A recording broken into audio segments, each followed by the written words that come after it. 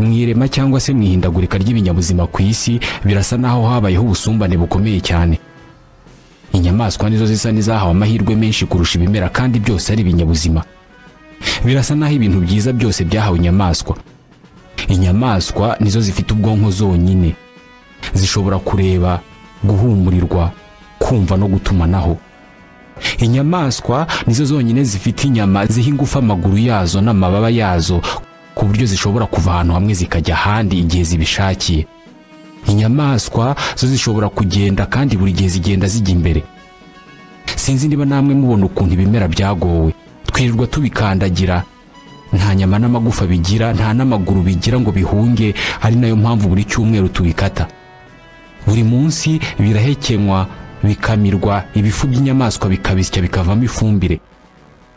Guhitamo ubuzima bibaye byarakozwe ibinyabuzima bihitamo ikarita, ibimera byaba bisa n'ibyahisemo ikarita mbi. Ariko mu buryo tutapfa kubonesha amaso, ibimera ntabwo byagowe. Ubuzima bwabyo ntabwo butandukanye cyane n'ubw'inyamaswa. Niba inyamaswa zirya ibimera, hari n'ibimera birya inyamaswa. Birasa naho nta kintu kinini ibimera byakwifuza ku nyamaswa. Nitwa Ismael Mwanafunzi. Reka dufate iminota 30 tuvuge ku bubasha butagaragarira buri wese ibimera bifite. Reka tuvuge ku cyo bisaba ngo igiti cyangwa se ikindi kimera gikure kijya hejuru maze imizi yacyo yikura imanuka mu butaka. Ni iki gitunga ibimera? Ni gute ibimera bibangurirana hagati yabyo? Ibimera byose ni nk'urwiri inyamaswa zirya uko zibishatse, cyangwa se hari ibyifitiye ubwirinzi. Birasa naho muri ubu buzima bwacu icyitwa gukura ari ukumenya hejuru ahariho kuko ariho igikura cyose cyerekeza, ndetse no kumenya ngo hasi ni hehe kuko ariho igikura cyose gishinga ibituma kitagwa.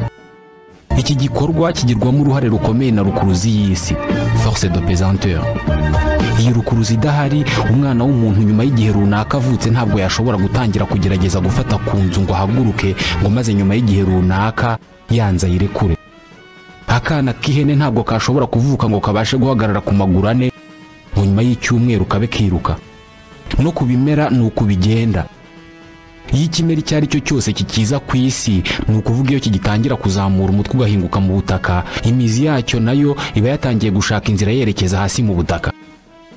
Umutwe w'igiti nawo uba ugomba kumenya hejuru ahariho ndetse n'inzira uzanyuramo ukura buri joro n'amanywa.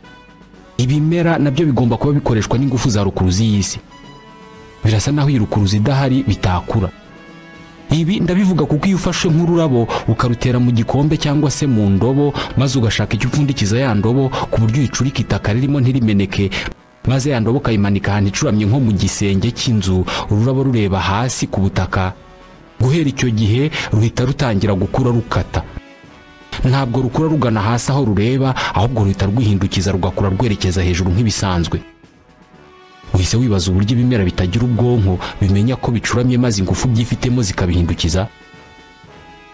Ni ukubera ko ibimera bitungwa n'urumuri rw'izuba.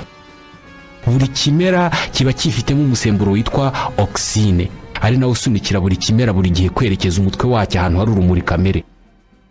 Ni igikorwa cyiswe phototropisme. Nuramuka uteye igiti mu cyumba cyawe, kizakura cyerekeza umutwe mu idirishya nk'igishaka gusohoka. Umwihariko w'iri tegeko urasa n'ugaragara ku bihwagari kuko byo indabyo zabyo zireba hasi.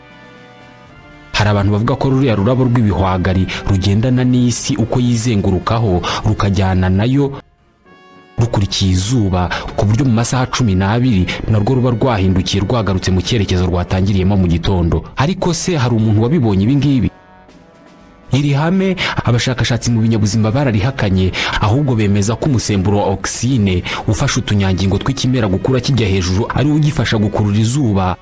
Uw'igihwagari wo ntabwo ukunda izuba. Oxyne y'igihwagari aho gufasha igihwagari gukura gisanga izuba nk'uko bigenza ku bindi bimera, ahubwo urarigihungisha. Iyo igihwagari kikiri gito gikura cyihuta, oxyne iba ikizamura ku muvuduko munini. Iyo igihwagari kimaze gukura, oxyne zacyo zimukira mu ruti ahatagera izuba ryinshi, maze igatuma uruti rwacyo rukura cyane rukaba rurerure cyane. Icyo gihe ururabo rw'igihwagari rwari rurimo kuzamuka rureba izuba, ruhita rubura za ngufu ziterwa na oxyne zarusunikiraga kwerekeza umutwe ku zuba, kuko oxyne iba yahise yigira mu ruti. Iki gihe nibwo ururabo rw'igihwagari rwari rusanzwe rureba hejuru rutangira gucurama, ariko mu ntangiriro rwararebaga hejuru kuko oxine zari zikirusunikira gukurura imirasire y'izuba. Ibi byose bigaragaza ko ibimera bifata icyemezo bihabwa na rukuruzi y'isi. Ikimera washyira mu gikombe ukagishyira ahantu runaka ugitambitse, nyuma y'igihe runaka ugiye kureba imizi yacyo nayo wasanga yaratangiye gukata yerekeza hasi kandi yaritambitse. Ibimera byose bikura bijya hejuru kuko bikura ingufu zibitunga mu rumuri rw'izuba. Inyamaswa zo iyo ikimara kuvuka iba ifite ubushobozi bwo konka, aha ni ku nyamabere, ikonka kugeza igihe itangiriye kurya. Ibi biroroshye ugereranije n'ingufu ikimera gisabwa kugira ngo gikore ibyo wagereranya no kurya. Twese turabizi ko mu butaka habamo ibitunga ibimera, ariko ibi tubivuga kuko tutarabona icyatsi cyitwa couscous. Couscous ni kimwe muri bya byatsi bimeze nk'imigozi bikura byurira ibindi. Iki kiba giteye mu butaka nk'ibindi byose, ariko mu by'ukuri gitungwa no kurya ibindi bimera, by'umwihariko inyanya. Icyatsi kirya inyanya no kubivuga ubwabyo ntabwo byumvikana neza. Abashakashatsi berekanye neza uburyo icyatsi cya couscous kirya igiti cy'urunyanya, nabo muri kaminuza ya Pennsylvania, ni muri Leta Zunze Ubumwe za Amerika. Ibyo iki cyatsi gikeneye ngo kibeho neza byinshi biva mu ruti rw'urunyanya. Iyo kibashije kugera ku runyanya kirarunyunyuza. Niba kirya urunyanya gishobora kurya n'ibindi byatsi bimeze nk'urunyanya. Zikunda kumera ahantu hahinze inyanya. Iyo kimara kumera itangira gukura yerekeza umutwe ku giti cy'urunyanya. Abashakashatsi muri kaminuza ya Pennsylvania bashatse kumenya intambwe ku yindi uko ibi bigenda, maze batera urugemwe rw'iki giti cya couscous, iruhande rwacyo bahatera urunyanya. Bafashe icyuma gifata amashusho bagishyira iruhande rw'ibyo biti ku buryo cyafataga amashusho amasaha 24 ku munsi. Nyuma bihutishije ayo mashusho bafashe, maze babona uburyo iyo couscous irimo gukura igenda isatira icyo giti cy'urunyanya. Iyo imaze gufata urwo runyanya irwizengurutsaho nk'ibindi byatsi byose byurira. Iki gihe nibwo itangira kurunyunyuza, urunyanya rukageraho rwuma. Ikimera ko kitagira amaso kimenya gite ahateye ikindi kimera ngo gikure kigisanga? Consuelo de Morales, umuhanga cyane mu bimera, azi uburyo couscous ibona aho urunyanya ruherereye. Ikintu kigora couscous ni ukumenya mu buryo bwihuse aho igiti cy'urunyanya giherereye. Iyo bitabaye ibyo couscous irapfa. Kugeza ubu nta muntu wari uzi uko ibigenza ngo imenye aho urunyanya ruteye. Dufite ibitekerezo byinshi bivuga uko ibigenza, ariko icyo twemeranyeho turi benshi ni uko couscous ihumurirwa n'igiti cy'urunyanya. Mais notre préféré, c'était que la couscous flaire son hôte. Mu yandi magambo, ikimera cyumva impumuro. Igerageza rikoresheje impumuro ryaje kwemeza ibi ngibi. Iyo uhinze inyanya mu nzu ukaziha urumuri n'ubushyuhe buhagije, iyo winjiye muri icyo cyumba wumva impumuro y'inyanya, parfum y'umwimerere y'inyanya. Mark Mencher ni umugabo wa Dr Consuelo, nawe ni umuhanga mu bimera. Yafashe ibiti by'inyanya abishyira mu byumba by'ubushakashatsi mu bimera, maze abasha gukurura impumuro y'inyanya ariko mu buryo bw'umwuka usukika, ayishyira mu icupa. Ni nko gukora parfum mu biti by'inyanya. Nyuma yafashe ya parfum ayitereka iruhande rw'igiti cya couscous, ku rundi ruhande ahashyira igiti cy'urunyanya, ariko acyubikaho ikirahure kibonerana ku buryo nta mwuka urwo runyanya rusohora. Nk'ibisanzwe bahashyize kamera yafataga amashusho amasaha 24 ku munsi. Couscous yari ifite amahitamo abiri hagati y'umwuka w'urunyanya n'urunyanya ubwarwo, ariko rupfukishije ikirahure. Amashusho yafashwe yarihutishijwe bareba uburyo iyo couscous yakuze isa n'ijijinganya ku ruhande igomba kwerekezaho, ku runyanya cyangwa se ku mwuka warwo. Nk'uko nawe uhise ubitekereza, byarangiye yerekeje umutwe wayo ku icupa ririmo parfum y'urunyanya. Couscous ni ikimera gifite imyitwarire bigoye kuyumva. Ni imyitwarire utatekereza ko yagirwa n'ikimera, ahubwo ubona yakabaye igirwa n'inyamaswa. Ni nk'inyamaswa kubera ko couscous ihiga ikindi kimera ikakinyunyuza amatembabuzi nk'uko inyamaswa yabigenza. Kubera ko mu binyabuzima byose bibaho ari twebwe tuzi ubwenge kandi tukaba turi abami b'ibisigaye byose biri ku isi, turahinga tukarya ibimera. Nka ibyo bidahagije, n'inyamaswa nazo ubwazo turazica tukazirya, ndetse kuko turi abategetsi b'isi duhitamo izo dushaka akaba arizo turya, hari izo tudashobora kurya. inyamaswa z'indyabyatsi zo zirarisha zikarya ibimera. Mu ishyamba naho inyamaswa nini zitungwa n'utundi duto. Buri kiribwa cyose kiri ku isi kiribwa ku rwego ruri hejuru. Ibinyabuzima byose tuvuze uko birya ndetse n'ikibitunga, ariko reka tuvuge no ku biryo by'ibimera. Ibimera byose bibona ingufu bizikuruye mu rumuri rw'izuba, hanyuma mu mwuka no mu butaka bigakuramo ibyo bikeneye wagereranya n'ibyo kurya, nk'urugero azote n'izindi ntungakimera tutapfa kubonesha amaso masa. Ibi ariko niko bigenda ku bimera mu bihe bisanzwe. Ubu ni uburyo busanzwe bwo kubaho ku bimera. Hari igiti cyitwa litriculaire gikunda kumera mu mazi. Gikunda kugira uturabo tw'umuhondo. Mu mazi ubutaka bwaho buba ari isayo, kenshi buba bukeneye ku maminero cyangwa se ibitunga kimera. Iyi ni inkuru mbi ku kimera cya litriculaire gikunze kumera mu mazi. Mu gukemura iki kibazo cyo kutabona ubutaka cyangwa se mu kwirema agatima kuri litriculaire, ibi biti birya utunyamaswa two mu mazi. Nibyo ubyumvise neza, litriculaire jaune ni igiti kirya utunyamaswa duto. Litriculaire jaune ikoresha amababi ikurura urumuri rw'izuba nk'ibindi bimera byose. Gusa ayo mababi aho atereye kuri litriculaire haba hari bimeze nk'amasubyo ariko byitwa litricule, ari naho havira izina.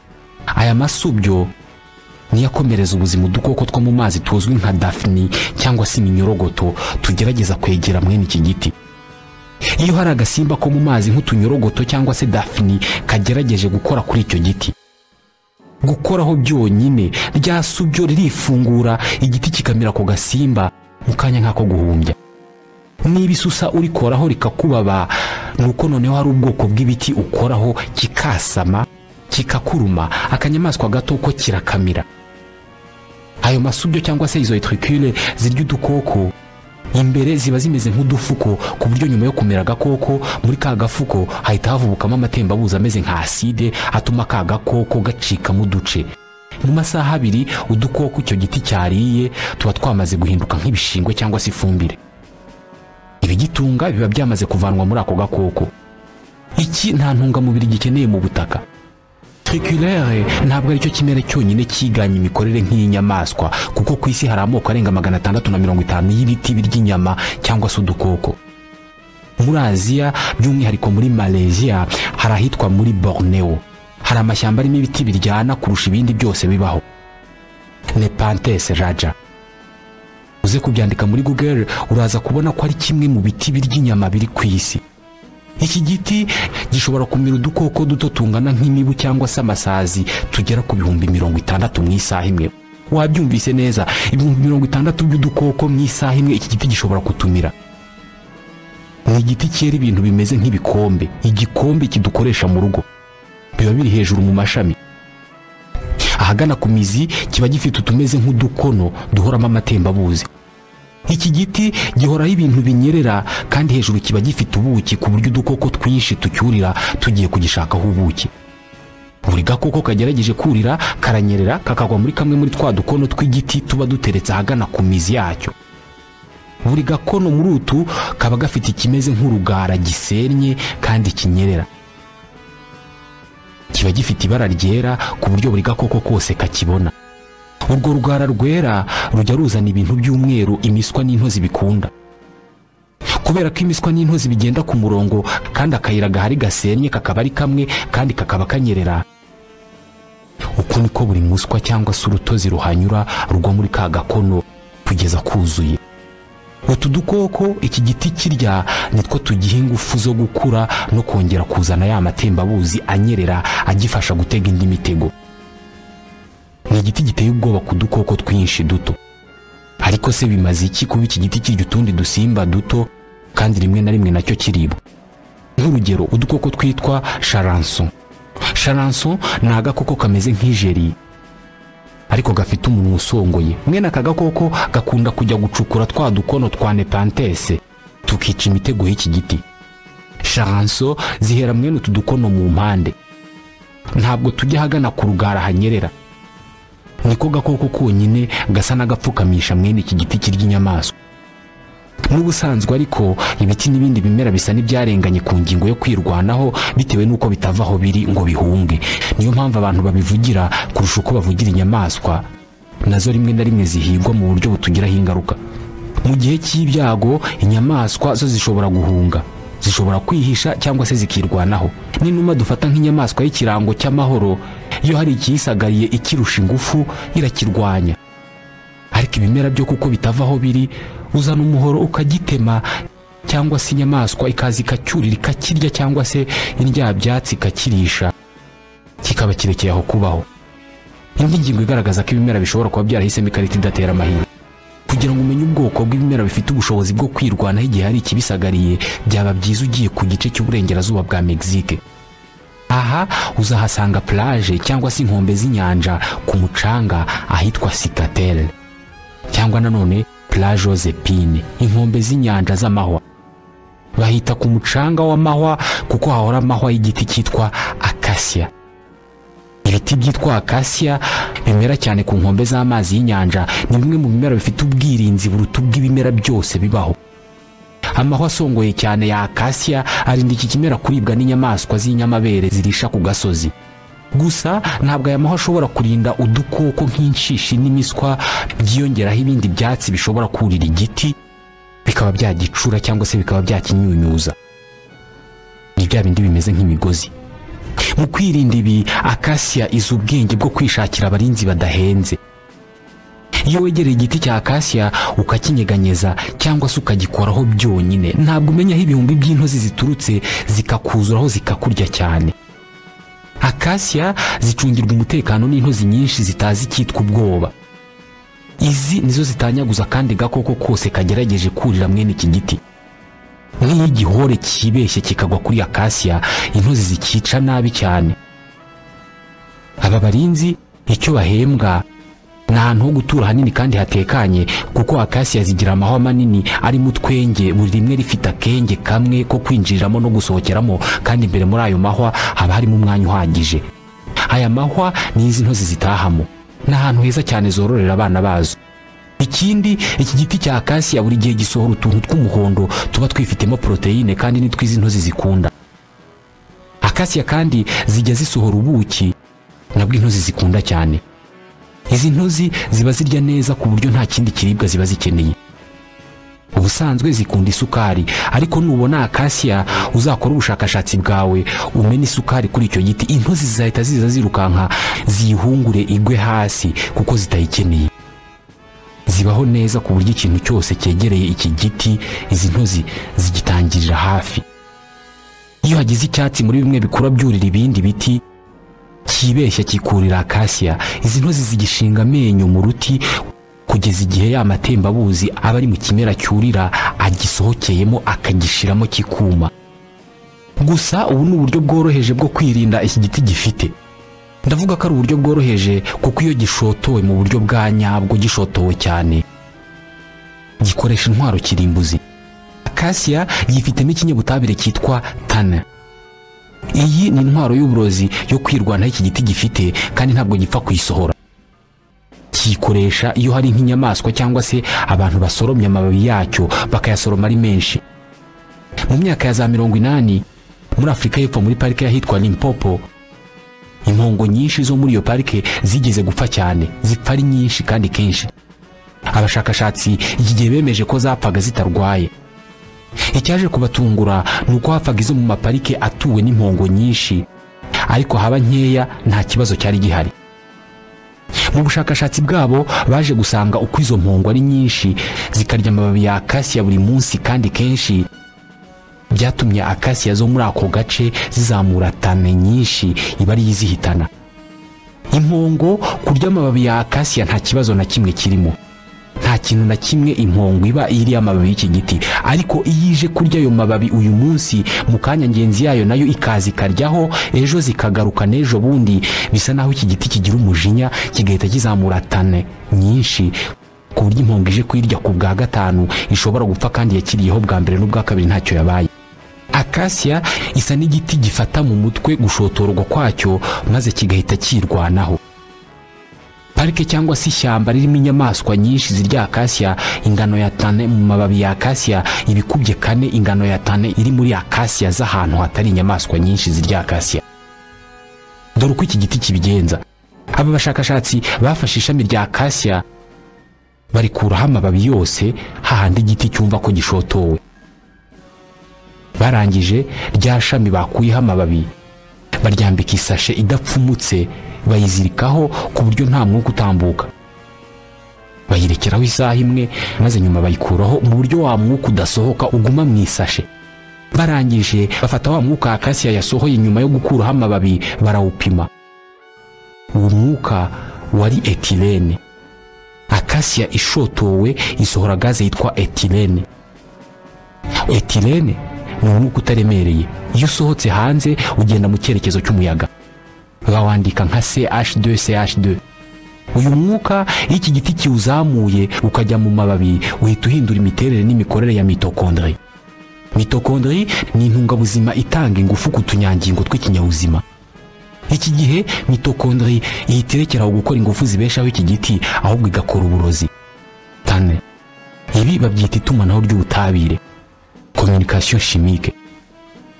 Uku niko akasiya ari kimera gisa n'ikiza ubwenge mu birebana no kwirwanaho. Kwirwanaho ku bimera ni byiza, ariko kororoka kwabyo ko ni ngombwa. Inyamaswa zo birazwi neza ko zihuza ibitsina mu rwego rwo kororoka. Ku nyamaswa nyinshi zo mu mazi kororoka kwazo ntabwo ari ngombwa ko ingabo ihura n'ingore. Ingabo itanga intangangabo zayo, ingore nayo igatanga intangangore. Icyangombwa nuko zihurira ahantu hamwe zihita zivamo akana kazo. Ibimera nabyo bihuza ibitsina kugira ngo byororoke. Guhuza ibitsina kw'ibimera ntabwo byoroshye kuko icyatsi cyangwa se igiti cy'ikigabo kiba kiri kure y'ikigore, kandi byose ntabwo bigenda ngo bihure bihuza ibitsina. Niba uruti rw'igiti, imizi n'amababi ari ibice bikora akazi ko gutunga igiti, ururabo rwacyo rwo niwo mwanya w'imyororokere w'igiti. Kugira ngo ibimera bibashe kurenga ikigeragezo cyo kuba bitagenda kandi bikeneye gukora ikimeze nko guhuza ibitsina, byifashisha intumwa ziguruka. Izi ntumwa ni nk'inzuki cyangwa se utundi dukoko. Ikimera gikeneye kubangurirwa kiremera ahantu heza izi ntumwa zizagwa. Aho hantu heza ni ku rurabo. Buri gihe iyo ikimera runaka kirabije gifungura ururabo rwacyo. Mu rurabo haba harimo utubuto cyangwa se utundi tuntu tumeze nk'ifu dutumuka, batwita pollen. Izo grande pollen ziba zirimo utunyangingo tw'utugabo, icyo wagereranya n'intangangabo ku kimera. Izi ntangangabo ari two twadufu cyangwa se grande pollen tuba dukoze ku buryo duhumurira agakoko kaguruka nk'uruyuki. Uruyuki ruraza rukagwaho maze twadufu arizo ntangangabo tugahita turwuzuraho. Iki gihe ruhita rugurukana utwo dufu rukajya kugwa ku rundi rurabo rufite intangangore zo mu bwoko bwa rwa rundi narwo ruba rutegereje grande pollen z'ingabo.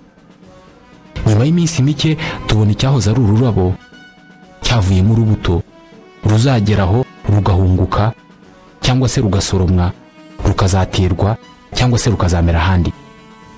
Uko niko ibimera byororoka. Buri gihe ntabwo inzuki arizo zijyana ubu butumwa kuko bishobora no gukorwa n'umuyaga, cyangwa nanone buri gihe ntabwo bikorwa hagati y'ibimera bibiri kuko bishobora no kuba ku kimera kimwe. Inzuki zitwara grande pollen zihembwa ubuki cyangwa se ibyo zikoramo ubuki biba biri mu ndabo. Ibimera byose ntabwo byitonda.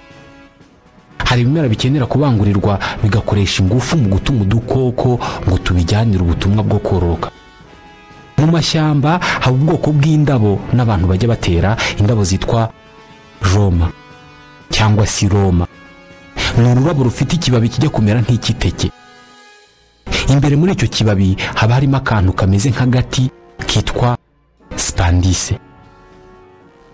Iyo ruriya rurabo rugejeje igihe cyo kororoka cyangwa se cyo kubangurirwa, kariya gakoni kaba imbere cyangwa se iyo spandise kagira ubushyuhe bwinshi, kandi ururabo rurekeraho guhumura nk'ururabo ahubwo rukanuka nk'ikintu cyaboze. Uko runuka rukurura amasazi. Isazi igwa kuri kiriya kibabi kimeze nk'ikiteke ikamanukamo hasi ikurikiye ahantu hari umunuko kugeza igiyemo hasi cyane hanyerera aho idashobora gupfa kuzamuka. Hasi mu cyo wagereranya n'ikivovo cya ruriya rurabo haba harimo utubuto turyohereye isazi zaguyemo zihugiraho. Ahagana hejuru kuri spandis cyangwa se cya kindi kimeze nk'igiti, mu kanya gato cyane isazi iguyemo hahita hazaho twa dufu tw'umuhondo cyangwa se za graines de pollen zihita zihunguka zikamanuka nk'imvura zikuzura kuri za sazi zasaga n'izifungiranye munsi, maze n'inzira isohoka igahita yifungura, isazi zikazamuka hejuru zikaguruka, ziguruka zuzuyeho ifu y'umuhondo. Iyo ari mu gihe cyo kubangurira, ibi ngibi biba byabayeho kuko hafi aho ngaho haba hari indi Roma y'ingabo nayo irimo kuzamura umwuka mubi kandi mwinshi ku buryo nta sazi yayicaho. Za sazi zizamukanye graines de pollen zihita zihutira kuri rwa rurabo cyangwa se ya Roma ikeneye kubangurirwa. Ni uburyo bwo kureshya budatandukanye cyane n'ubw'abantu. Ibimera byose bibaho bigira utunyangingo tubigize dutuma bigira ubuzima bigakura. Ni utunyangingo tumeze nk'utwo dufite mu bwonko. Nta muntu n'umwe wizera ko ibimera bifite ubwonko, nta n'umuntu n'umwe utekereza ko ibimera bifite imitsi.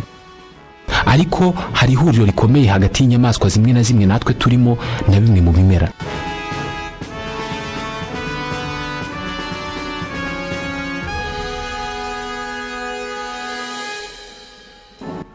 Hari abahanga mu buzima bavuga ko itandukaniro riri hagati y'ibimera n'inyamaswa ritari rinini cyane cyane iyo winjiye mu tunyangingo twa buri kimwe muri ibi. Rimwe na rimwe inzira iba ari ndende kugira ngo abantu bemere bimwe mu bitekerezo. Gusa ni ibitekerezo bisunika imwe mu myumvire n'imigirire yacu ndetse n'ubwoko bw'indoro dusanzwe tureba ibimera. Naha dusoreje wari uzi ko